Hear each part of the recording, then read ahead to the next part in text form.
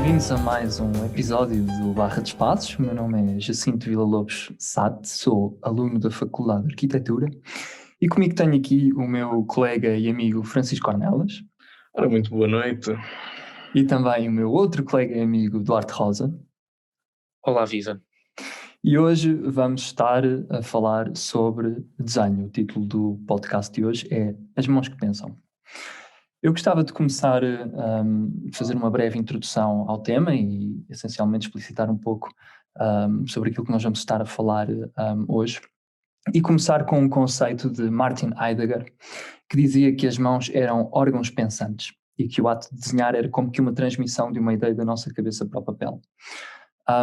Eu acho que isso é muito interessante, sobretudo porque em termos científicos é mais ou menos o que acontece. As nossas mãos são uma interface entre o cérebro e o desenho. E desde os primórdios da arquitetura, o desenho à mão foi a primeira forma de representação arquitetónica. Se nós pensarmos nas primeiras civilizações, as pessoas faziam desenhos à escala de 1 para 1, das plantas das suas casas no chão para depois poderem assentar as suas pedras. E, portanto, o desenho acaba por ser, historicamente, a forma primordial de representação arquitetónica. Atualmente, essa relação entre o arquiteto e o desenho à mão, portanto, o esquiço, mesmo o desenho técnico, perdeu-se um pouco, sobretudo a partir dos anos 80, quando foram inventados os programas de CAD, porque unificou-se todo o processo de representação arquitetónica em torno do computador. E o computador é uma máquina que deriva da máquina de escrever, ou seja, o computador foi inventado para automatizar o processo de escrita. E se nós aos arquitetos dos anos 70 tivéssemos dito que 10 anos depois eles estariam a fazer os seus projetos de arquitetura em máquinas de escrever, eles provavelmente não acreditavam. Mas isso foi um pouco o que aconteceu e, portanto, a partir dos anos 80, todos os processos de desenho e arquitetura tiveram uma transmissão do desenho técnico, portanto, com régua e esquadro e mesmo do próprio esquiço, para o computador. E o computador é uma interface bastante simples, tem um rato, tem um teclado, tem um ecrã, e faz-se modelação 3D, faz-se desenho 2D, escreve-se, faz-se um conjunto de coisas, de uma forma ou outra são bastante limitadoras e que não estimulam a criatividade. E, portanto, um pouco o tema desta noite vai ser nós explorarmos, cada um na sua perspectiva, um pouco o que é que, para que é que pode servir o desenho à mão em 2020 e nas próximas décadas para a representação arquitetónica e para o estímulo da criatividade e do desenvolvimento da arquitetura. Queria passar a palavra para o Francisco ou para o Duarte para darem um pouco a sua perspectiva sobre o assunto. Eu gosto muito desse título, das mãos que pensam. Eu considero o desenho verdadeiramente como uma ferramenta de pensamento. Antes da escrita já existia o desenho, e não era a escrita que dava forma às ideias, era o desenho que sempre o fazia, sempre o fez, sempre o fará, na minha opinião. O Da Vinci dizia que a pintura é coisa mental. Não é, portanto, algo exclusivamente espontâneo. É um processo racional de captação do mundo e, por isso, também de compreensão do mundo. E, eventualmente, ao representá-lo, podemos realçar e filtrar aquilo que nós achamos mais importante, não é? E isto é especialmente importante para a arquitetura. Eu acho, e acho que já marquei bem esta posição, eu acho que o ponto de partida é o território, nas suas mais variadas ramificações, e para fazermos algo que está em perfeita harmonia, ou a melhor harmonia possível com ele, temos de o compreender primeiro, e isso implica desconstruí-lo e voltar a compô-lo, com a adição da nossa intervenção, tanto quanto possível sem perturbar a melodia que este compunha a priori, mas antes acrescentando valor ou dando continuidade à mesma harmonia. E assim não se dispensa e não há nada que substitua realmente o desenho, na medida em que é uma comunicação, como tu dizias, assim, direta entre os nossos olhos que captam e as nossas mãos que depositam essa informação interpretada no papel com mais ou menos rigor. É um exercício mental importante de qualquer das formas e é o ponto de partida mais eficaz para criar uma narrativa com ou sem metáforas. O exemplo que eu posso dar, e até começa a ser verdadeiramente tendencioso da minha parte, é o Carris da Graça quando explica o terminal de cruzeiros. Ele descreve Alfama como um gigante anfiteatro natural orientado para o Tejo, e é a partir dessa ideia que parte da sua interpretação do território e da realidade que ele define um gesto, fazendo com que o terminal seja uma resposta a esse olhar que é devolvido então para a Alfama. Isto até, inclusivamente, tem sido útil para a minha tese, por exemplo. Eu não pude visitar o local de intervenção que é em Moçambique e desenhar sucessivamente a cidade e o seu património arquitetónico fez-me em certa medida conhecer de tal modo o território que eu penso que se um dia visitar a cidade da Beira eu não me irei perder, porque eu estou confiante que conheço bem a paisagem, os pontos nodais, a sua estrutura, etc. Em certa medida já lá estive, através de uma reconstituição virtual, um pouco à semelhança do que acontece quando lemos um romance e somos transportados para a realidade que nos é contada. Eu concordo plenamente que essa representação da realidade é transposta para o mundo através do desenho. Ou esse mundo das formas que acedemos na nossa cabeça, de alguma maneira o corporizamos, ou damos-lhe corpo, ou representação através desse ato do desenho. E isto levava-me para outras questões. Este acesso a essa eternidade que existe de uma maneira, à maneira de Platão, não é? No mundo, no museu das ideias consolidadas que não envelhece, que não se altera e que é transposto para o nosso dia-a-dia através de uma esquematização e uma representação que nós fazemos com as nossas mãos. Isto para dizer que o desenho tornou-se de tal forma uma maneira consequente de alterar a realidade à nossa volta que, nomeadamente através da pintura, não é? Nós começámos a ter ideias de transformar paisagem a partir do momento em que a pintura evoluiu de tal forma a permitir uma representação da envolvente que não fosse só as figuras bíblicas, etc. E essa representação foi de tal modo consequente que fez com que a arquitetura paisagista tenha nascido nos quadros e os primeiros jardins e as primeiras composições de paisagem enquanto obras de arte, digamos assim, para serem observadas, foram primeiro convencionadas através dos métodos de desenho e só depois transpostas para a realidade de acordo com esses cânones ou essas idealizações que eram feitas por nós, através das nossas mãos, nos nossos desenhos. Um livro que eu estou sempre a referir, nunca me farto de referir este livro, é o Are We Human? E cujos autores são a Beatriz Colomina e Marco Igli. Marco Igli, arquiteto, e Beatriz Colomina, especialista da teoria arquitetónica. E este livro é bastante importante porque, para mim, na minha maneira de ver o mundo até, mas é interessante notar que o subtítulo é Notas numa Arqueologia do Design.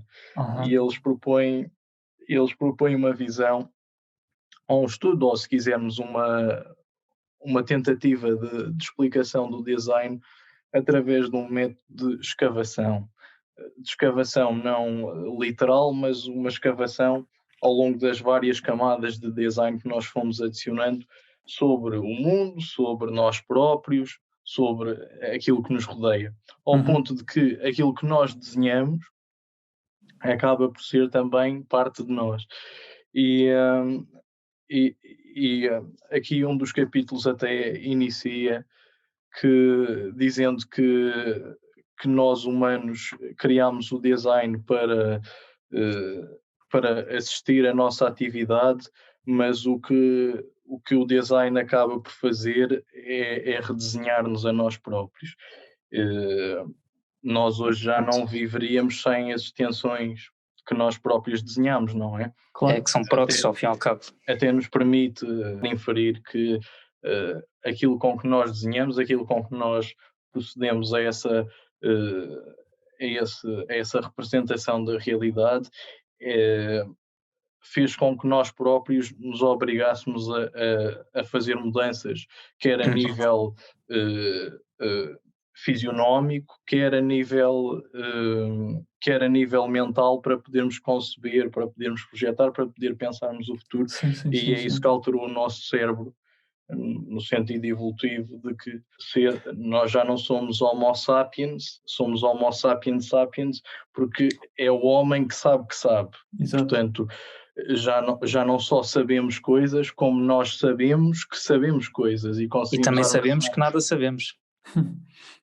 Sim, mas alguma coisa sabemos no meio disso tudo, não é? Coisa, sim, acho que alguma coisa sabemos no meio disso tudo, e isso permite-nos criar memórias e permite-nos criar simulações, e são essas simulações que nós depois transpomos para o papel e fazemos realidade.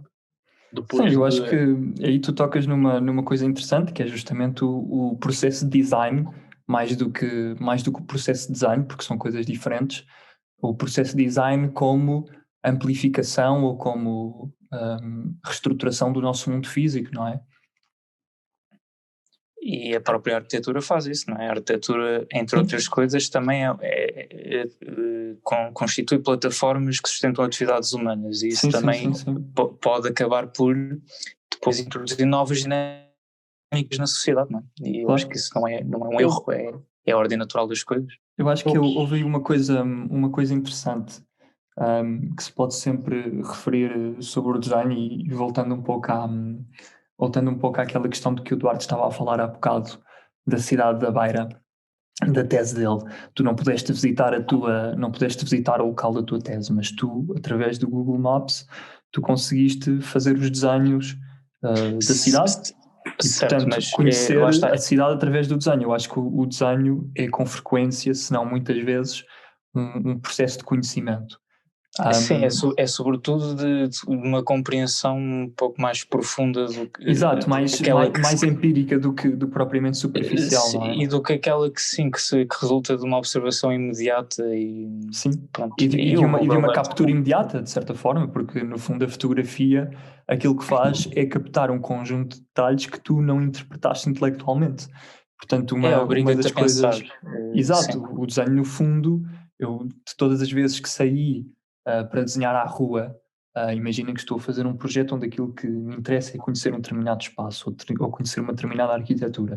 Eu utilizo justamente o desenho como processo de conhecimento, porque saio à rua e de manhã, que é quando estou assim um bocadinho mais ferrugento, por assim dizer, em termos de desenho, eu olho menos para aquilo que estou a desenhar e olho mais para aquilo que estou a fazer. E à medida que o dia vai avançando e vou ganhando prática, eu vou começando a perceber melhor os detalhes do mundo físico e a transmitir esses detalhes para o desenho. E, portanto, no final do dia, os desenhos são muito mais empíricos, portanto, advêm muito mais da minha percepção, que é a realidade, do que propriamente das expectativas que eu tenho sobre aquilo que estou a desenhar, que são coisas diferentes. Eu acho que essa é uma questão muito, muito importante no mundo de hoje, porque eu que sou um grande fã da tecnologia, porque realmente adoro, e sobretudo do BIM, acho que o BIM traz um conjunto de benefícios à arquitetura muito grandes, mas eu não consigo prescindir do desenho como um instrumento de pensamento. Eu dou por mim várias vezes a trabalhar no Revit, a fazer uma planta, ou mesmo a desenhar um alçado, e estou com aquele interface que é o teclado, e que é o ecrã, e que é o rato, e estou a tentar projetar e não consigo, e digo, olha, Jacinto, se tu não fizeres uma fotocópia daquilo que estás a ver e não desenhares por cima com um papel de esquizo, tu não vais conseguir avançar porque o desenho é uma forma de tu estimulares a tua criatividade, e eu acho que de uma forma ou outra é uma ferramenta que acaba sempre por ser necessário a quem quer avançar através das mãos.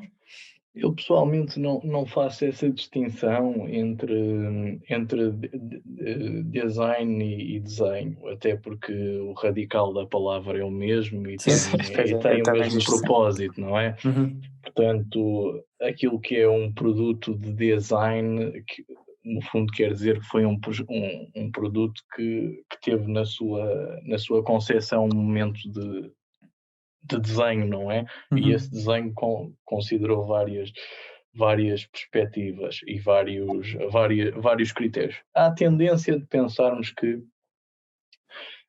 por essa filiação e esse, como é que é dizer, anglicismo, não é? E a associação à corrente de design do século XX, que foi quando a palavra foi provavelmente cunhada, Claro.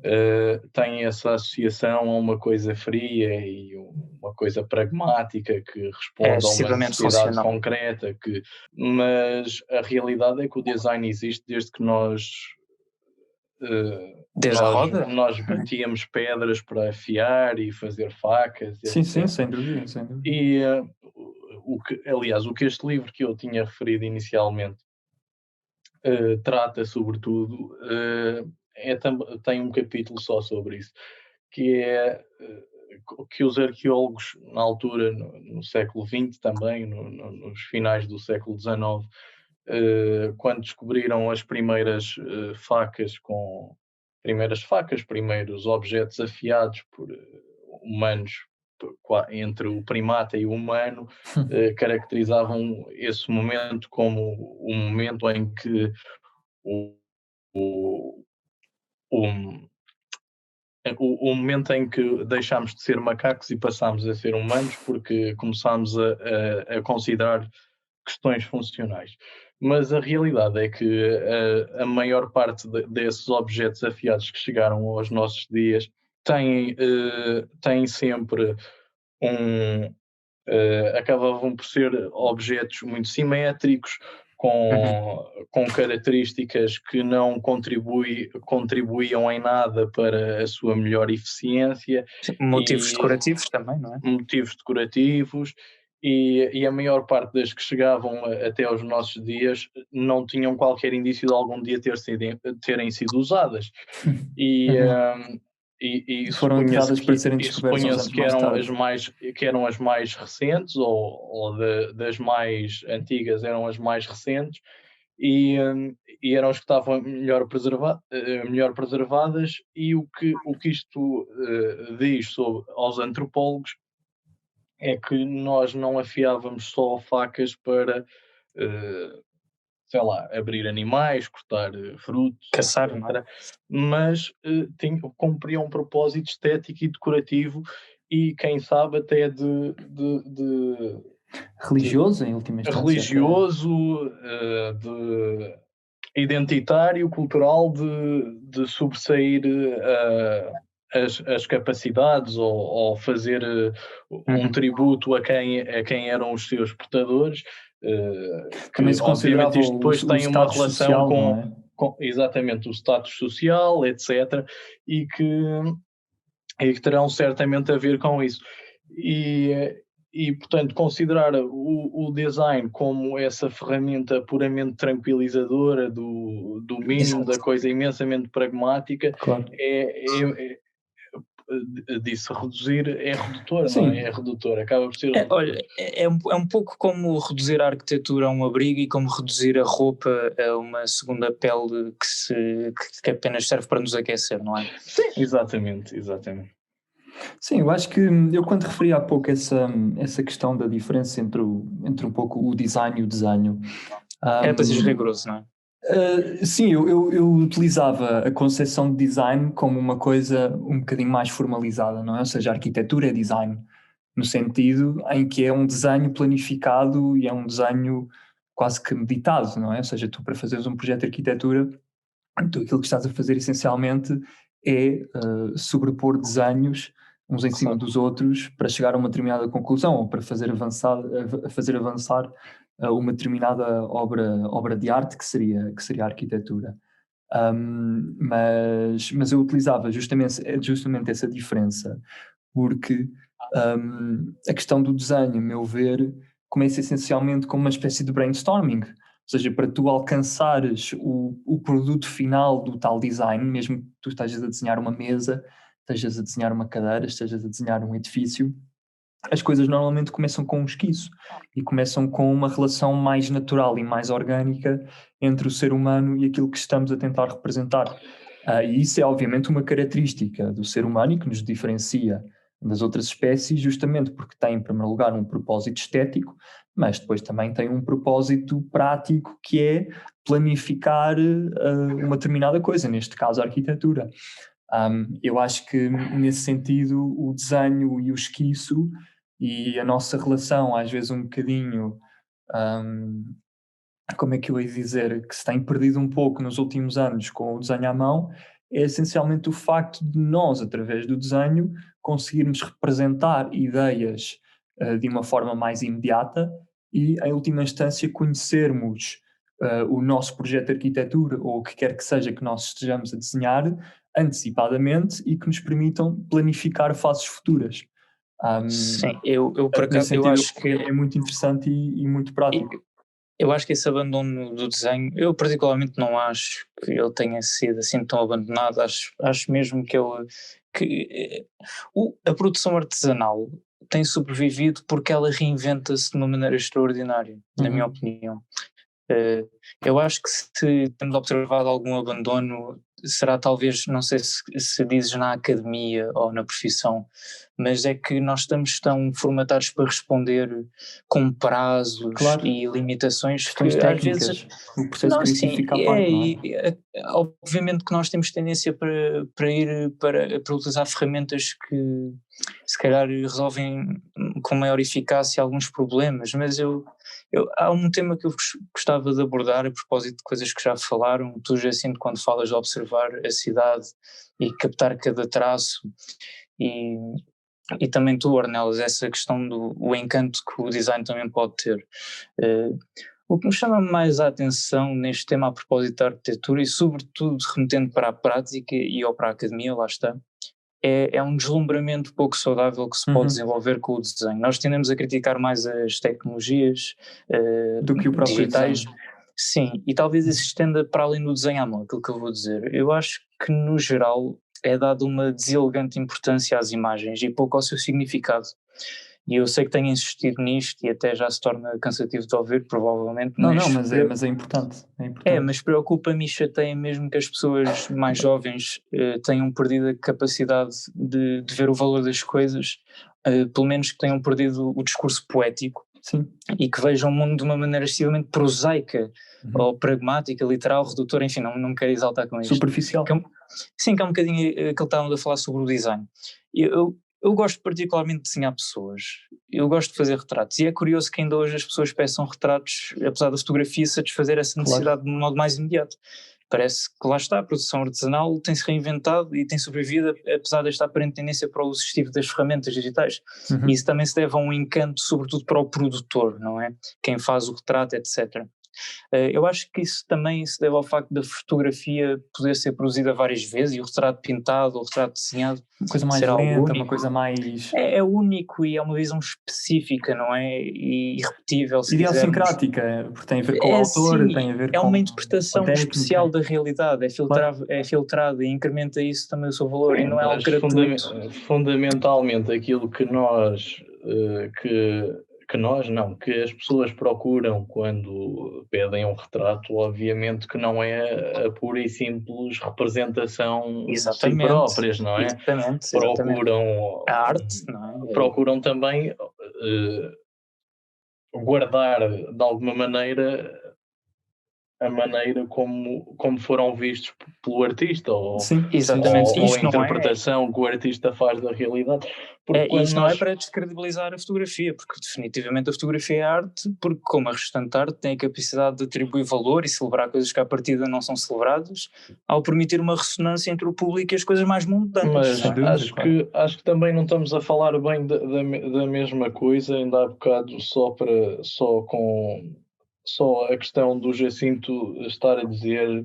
Eu falava desta questão do desenho não tanto numa questão pragmática da representação planificada das plantas, etc., dos desenhos sistemáticos que nós fazemos. Isso são desenhos, mas são desenhos que, por norma, quer dizer, para mim, no meu processo, fazem parte de um segundo desenho, não é? Uhum.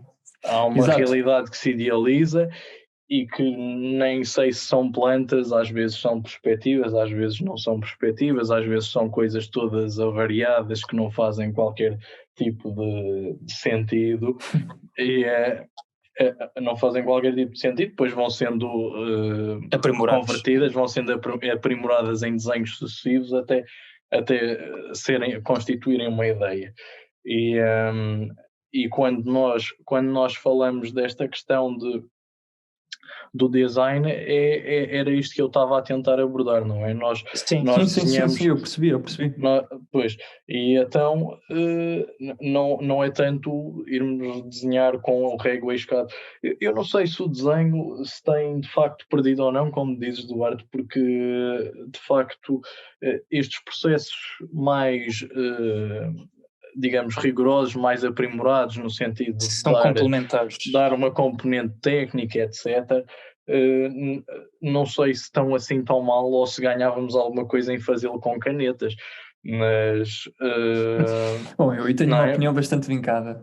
Eu acho que não ganhávamos nada em estar a fazer com canetas, nem com ariscos, nem com mesas de desenho, nem nada. Agora, como tu dizes, imprimir, fazer fazer à boa velha maneira umas coisas à mão levantada, andar ali a empenar a coisa, ver como é que aquilo funciona, etc., e depois voltar outra vez ao computador, acho que faz todo sentido. Não vamos estar aqui... Nem eu acho que de uma forma ou outra económica para ter mesas, tiradores profissionais e canetas que custam quase tanto como, sei lá, um computador ou uma coisa assim. Mas lá está, se bem que eu acho que grande parte dessas despesas, de uma forma ou outra, depois também se verificou na tecnologia, porque tu para teres... Agora as coisas também têm avançado um pouco e os computadores tornaram-se mais baratos. Sim, mas o software... uma coisa. O técnico também custa dinheiro. Um bom desenhador é se calhar mais difícil de encontrar. Sim, claro. Eu acho que esta coisa da tecnologia democratizou um bocadinho a profissão, não é? Porque já não temos de ser deuses que fazem arquitetura. Com isso no limite é uma coisa muito específica que se... Mas reparem só... Diz, desculpa. Força. Só aproveitando aquilo que o Ornel estava a dizer, que eu acho fascinante aquilo que ele está a dizer, e este retrato tem uma particularidade interessante naquilo que se aplica à arquitetura.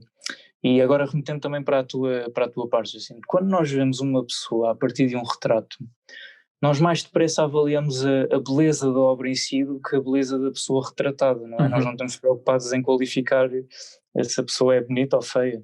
A beleza está na arte em si e não na mensagem. A pergunta que eu faço é, até que ponto é que um bom desenho em arquitetura é um desenho de boa arquitetura?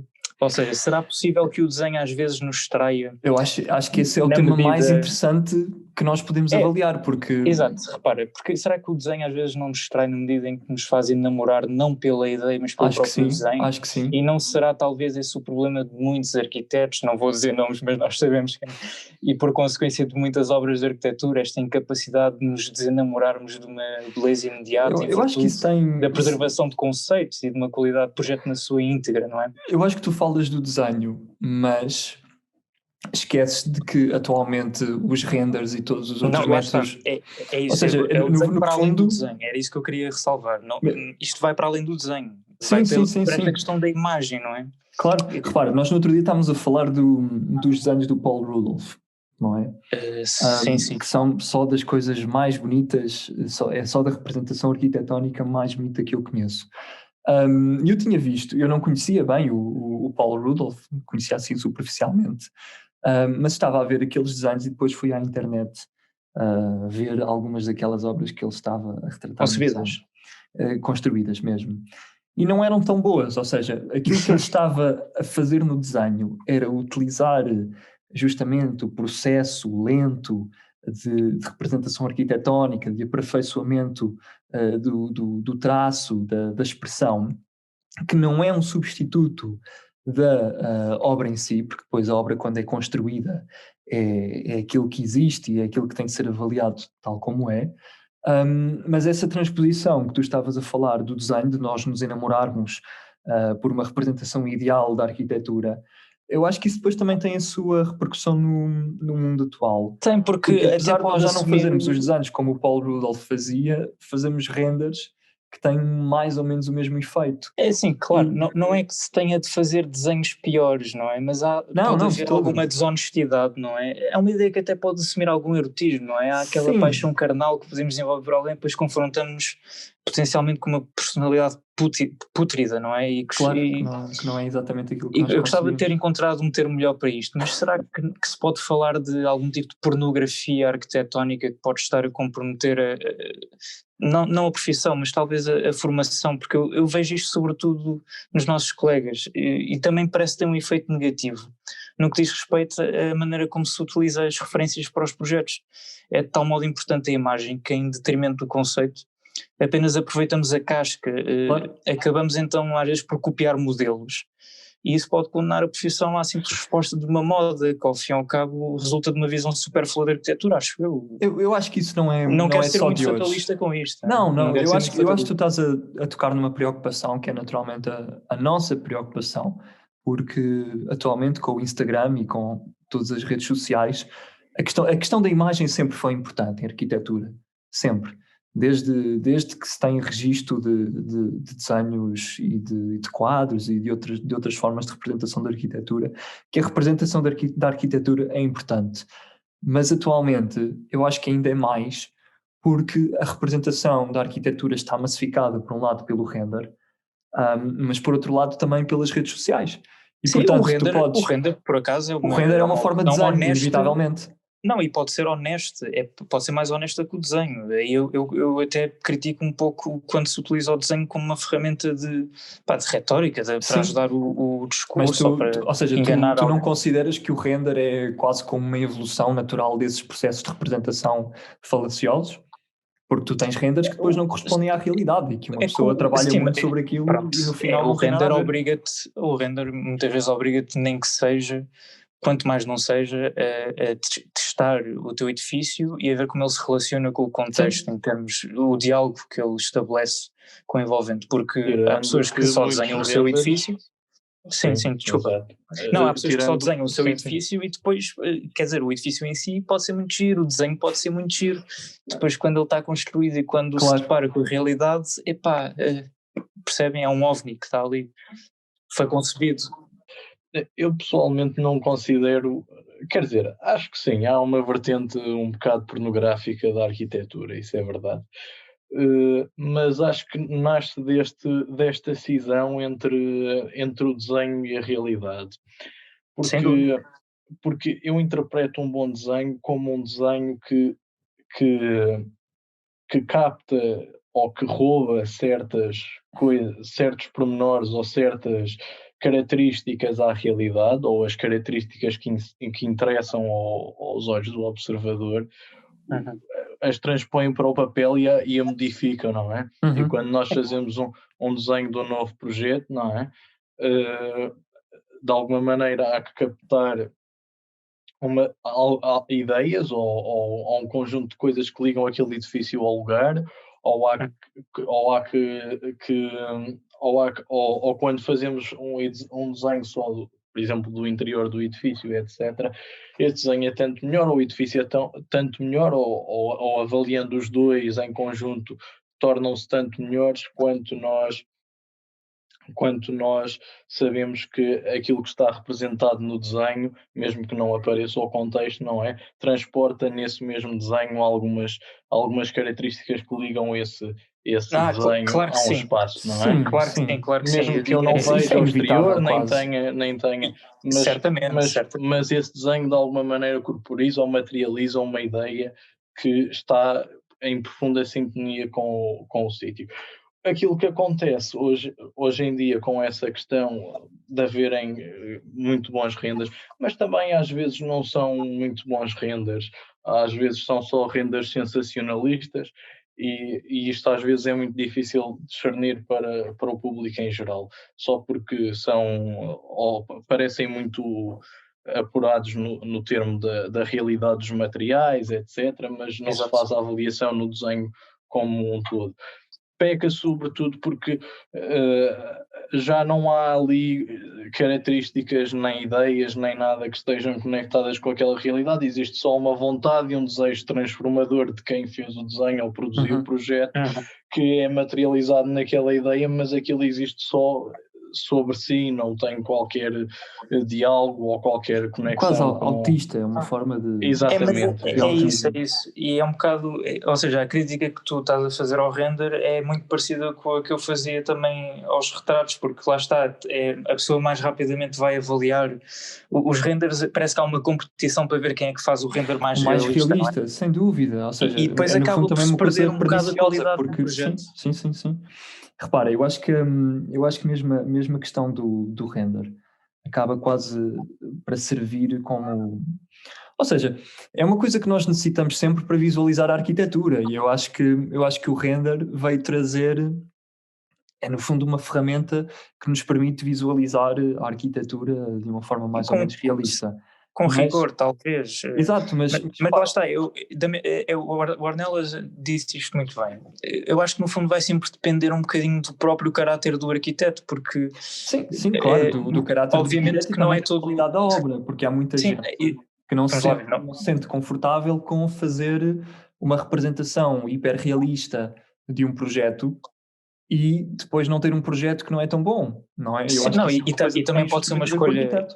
E pode ser uma escolha artística, mas ao fim e ao cabo não é obviamente... Não, nem é o nosso para o propósito. arquiteto...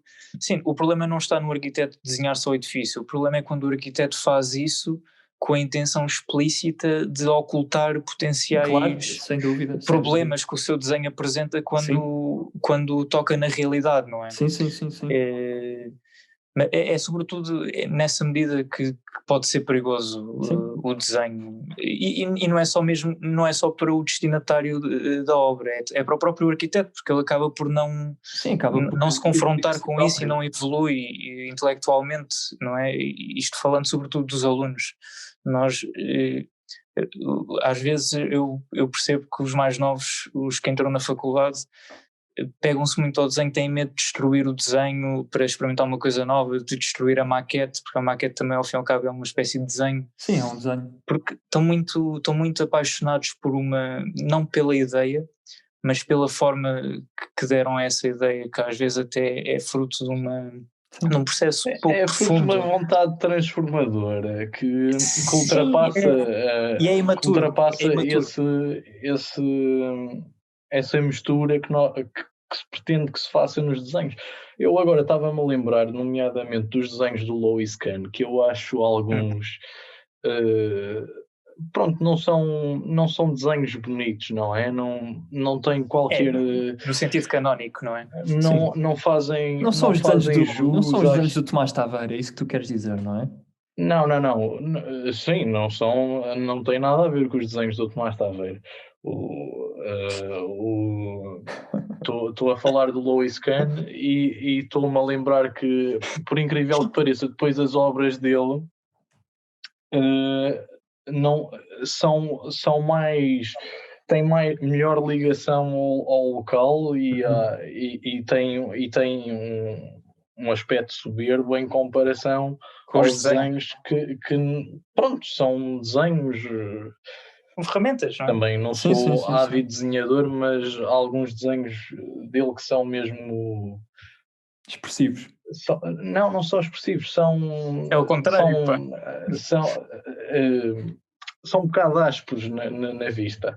É o chamado rough drawing. Que são, exatamente. Há uns que demonstram ali uma certa luta com a coisa.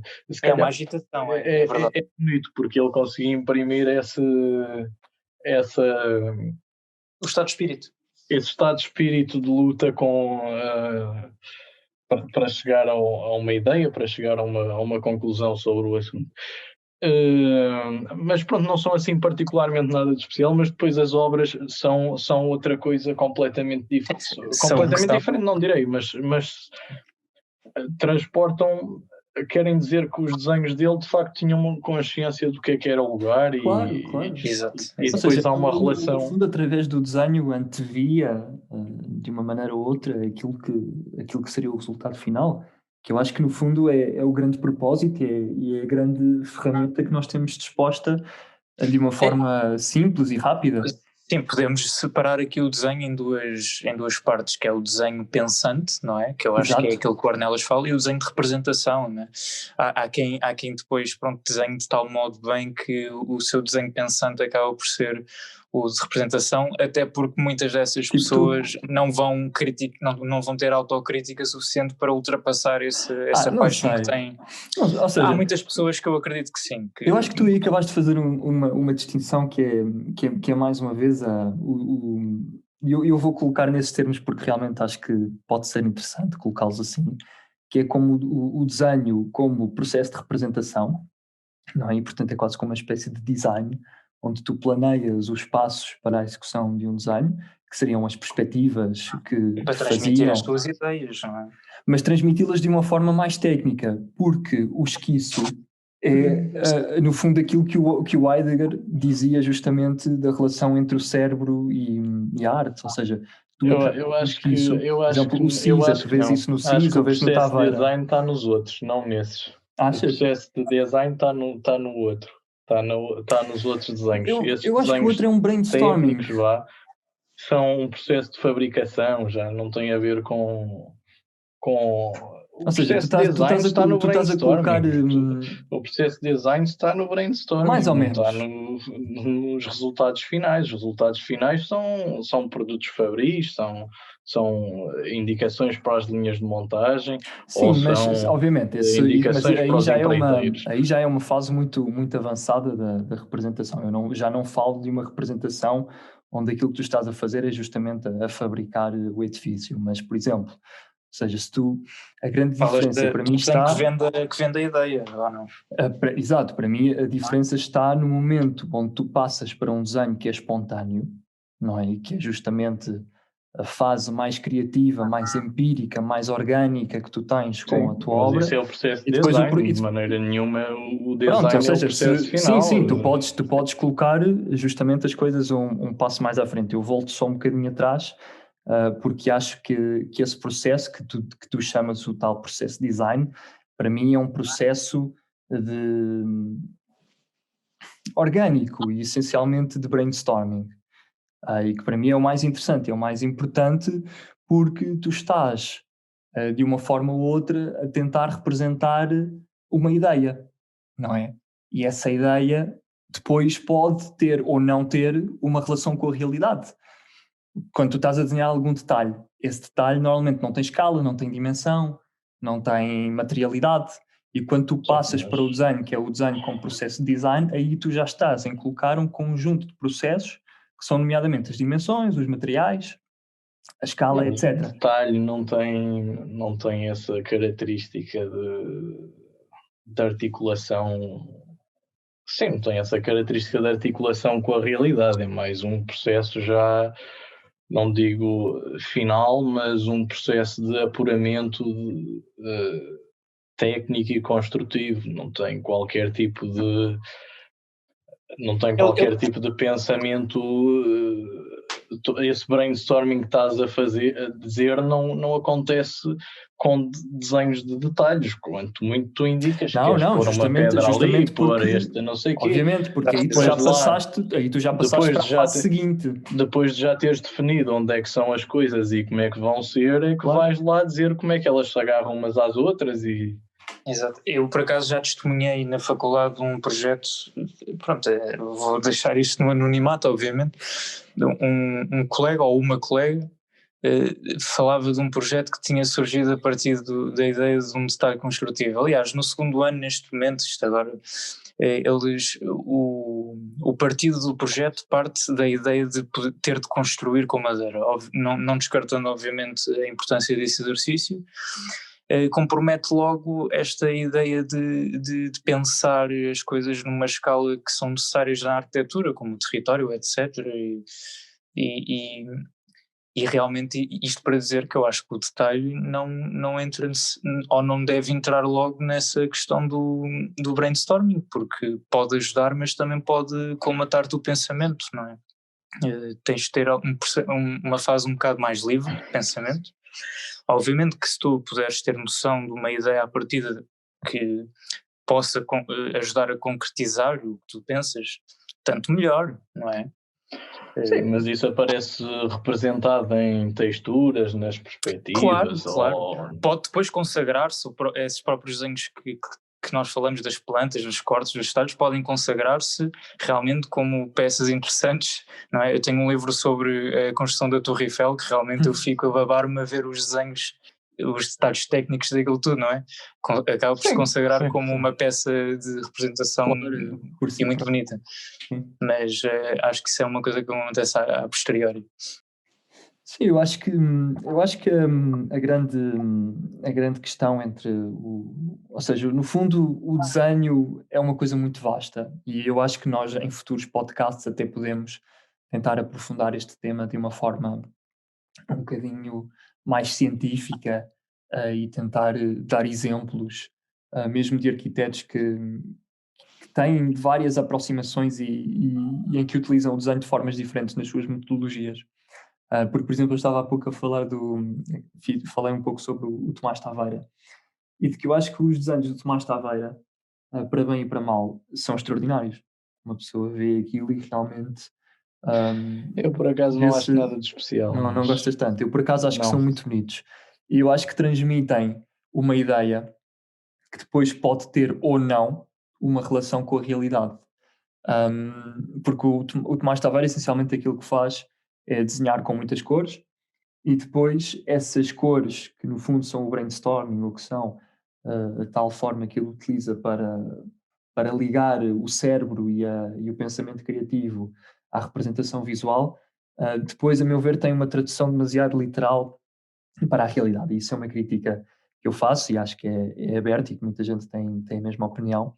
E, portanto, eu acho que o desenho vai continuar a ter uma grande importância no mundo da arquitetura e deve ter, porque os arquitetos necessitam sempre, mesmo que não utilizem o desenho, que utilizem a maquete ou outras formas mais práticas e mais expeditas de representar a arquitetura, porque são esses métodos, e neste caso até podemos incluir, por exemplo, a maquete, porque há arquitetos que fazem muitas maquetes e que, apesar de não desenharem tanto, pensam através das maquetes. E, portanto, de uma forma ou outra, a importância desses métodos de representação mais expeditos e mais informais acaba também justamente por contradizer aquilo que o Eduardo estava a dizer, que é o detalhe, e o detalhe como forma de constrangimento do pensamento. Ou seja, se nós estivermos a fazer um detalhe de arquitetura, que é um detalhe formal, e nós constrangirmos a nossa arquitetura através desse detalhe, depois é normal que à medida que o projeto avance nos faltem ideias, porque não houve um processo inicial onde as ideias eram todas lançadas para cima da mesa. E isso é uma estratégia que eu normalmente utilizo nos meus projetos, que é no início fazer muitos esquiços, colocar muitos detalhes e várias opções para, à medida que o projeto vai avançando, poder olhar para trás e poder quase que ter ali um conjunto de ideias que, através, mais tarde, de seleção natural, vão constituindo o projeto. E, portanto, eu, nesse sentido, incentivo a todos os que nos estão a ouvir a continuar a desenhar e a utilizar o desenho como método de expressão artística e de forma de criatividade única.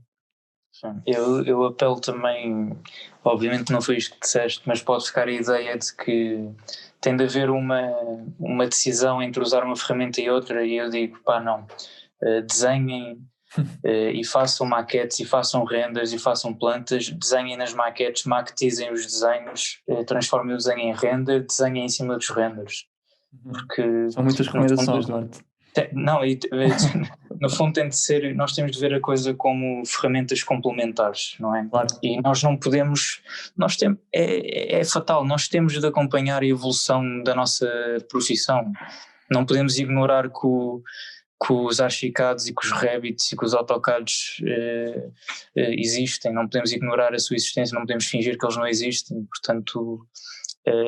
só que o desenho é uma coisa que não é substituída por essas ferramentas, é essencialmente um método de pensar, de começar a analisar o mundo, e depois essas ferramentas no máximo ajudam a figurar a ideia, não é? E a transpô-las de uma maneira que se torna fácil de compreendê-las para as pessoas com mais rigor e com menos tempo, menos esforço talvez, mas não deixam de ser ferramentas válidas.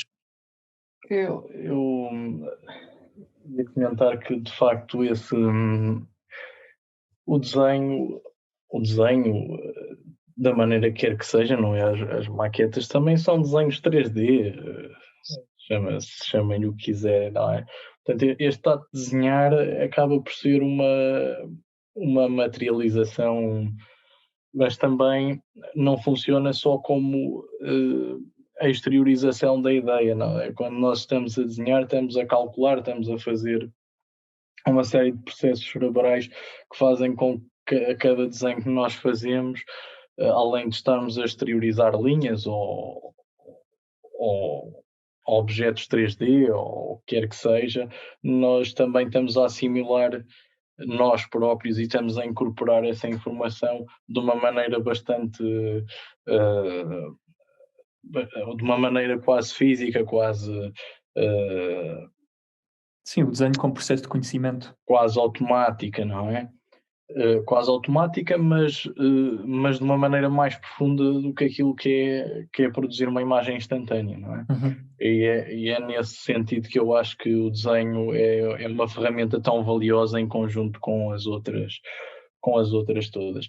Eu acho que os desenhos também não valem mais por terem muitas cores ou por... há desenhos que...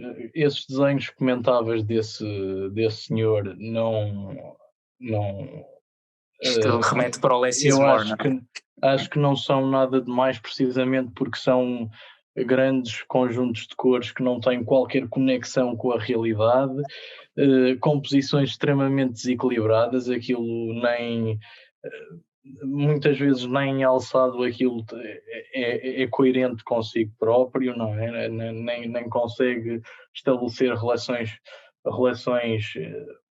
no próprio objeto, quanto mais com a realidade envolvente. Portanto, para mim, acho que nem é um problema de transposição daquele desenho para a realidade, é um problema de que aquele desenho nunca teve realidade nenhuma, nunca teve um cuidado que se exige no mínimo às pessoas que desenham e têm responsabilidades de as tomarem, não é?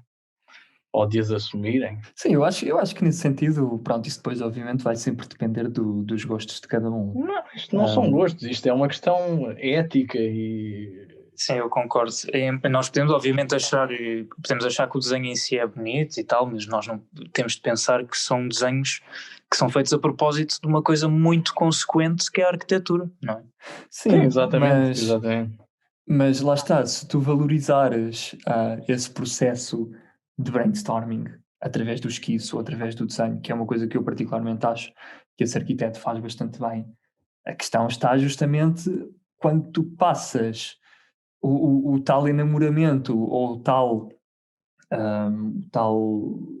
tal representação orgânica e espontânea da arquitetura para a realidade, ou seja, se o desenho tem justamente uma função de pensamento, o tal pensamento através das mãos, mas depois tem de ser interpretado e ajustado à realidade, e esse é depois o passo seguinte. Eu acho que aquilo que o Ornelas está a dizer, com eventualmente alguma razão, é de que essa tradução não pode ser uma tradução literal.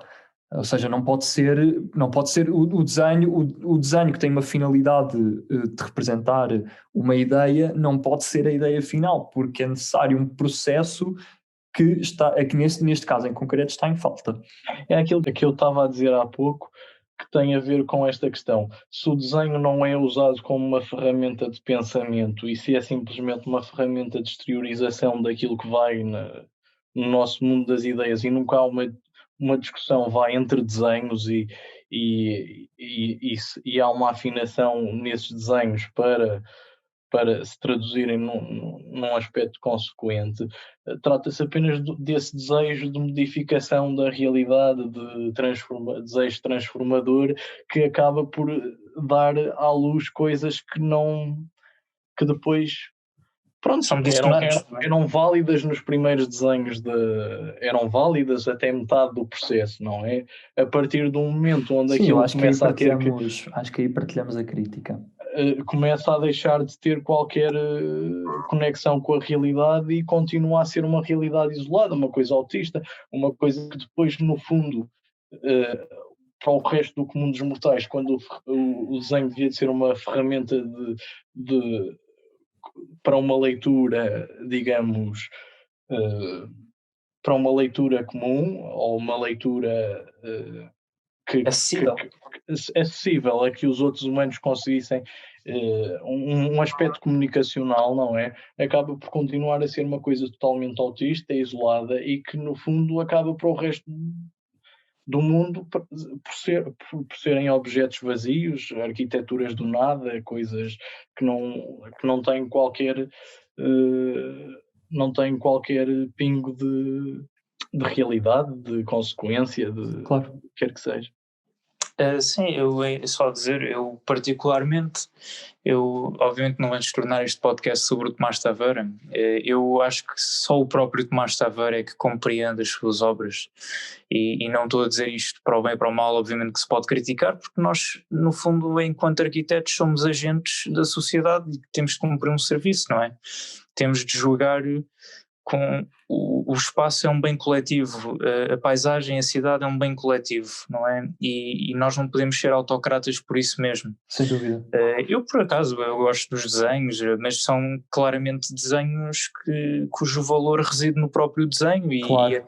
e até mesmo o próprio desenho há de haver muita gente que não gosta dele. Sim, isso depois lá está, isso é aquilo que eu dizia, vai depender um pouco do gosto, mas no fundo é um pouco esse processo de transformação de uma coisa que é daquilo que o Ornelas dizia, que é até metade do processo de projeto, e que a partir da segunda metade ou existe uma transformação dessas ideias em realidade e, portanto, um reajuste, ou existe uma desatuação. Metade, mas... Sim, tu puseste a metade como marco. Claro, sim, eu percebi. Isto para dizer uma frase. Sim. Eu queria só dizer a frase. Nós ouvimos muito aquela frase clichê dos leigos e dos nossos familiares que dizem: pá, tens tanto jeito para o desenho, devias ir para a arquitetura. Uhum. Eu queria dizer uma coisa que não só é esperança para quem acha que não sabe desenhar, mas também assim um baixar da bolinha para quem acha que sabe desenhar, que é um bom desenhador não é necessariamente um bom arquiteto, e não é um bom desenho que faz boa arquitetura. E pronto, e damos por concluído o podcast desta noite. Esperamos que todos os que ficaram connosco até ao fim tenham gostado, e voltaremos em breve com mais um podcast do Barra de Espaços. Muito obrigado. E corta. Bem. Ficou muito bem. Correu bem. Acho que ficou interessante. Acho que foi bacana.